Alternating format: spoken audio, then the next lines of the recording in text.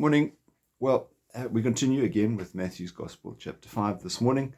And in this is a rather interesting teaching. It picks up basically on where we were yesterday. It's verses 20 to 26 of chapter 5 of Matthew's Gospel.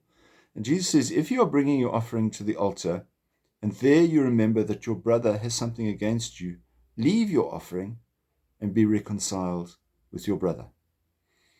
I think that's an important word because sometimes we would see that the way in which we live our lives is not related to the way in which we worship Jesus.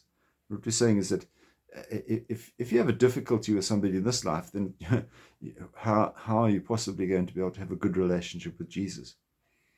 So leave your offering. It doesn't mean to say don't go to church. What it's saying is first go and reconcile with your brother and then come back. Sadly, as I have shared with you before, you do encounter families that have just become broken up. Sometimes siblings who say, I just never talk to my brother and sister. I have nothing to say to them. They're dead to me. Oh, that's very sad. Because you are related.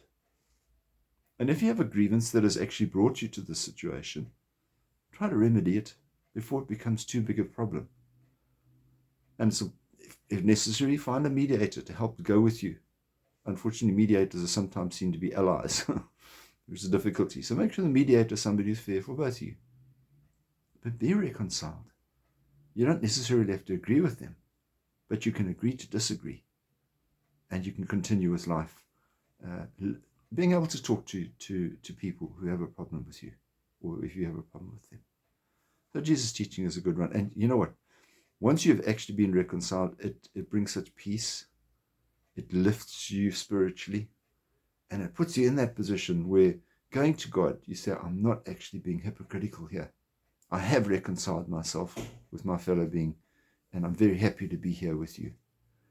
Life, after all, is too short to allow any dispute to linger, or even worse, to fester and create a major problem between yourself and another human being.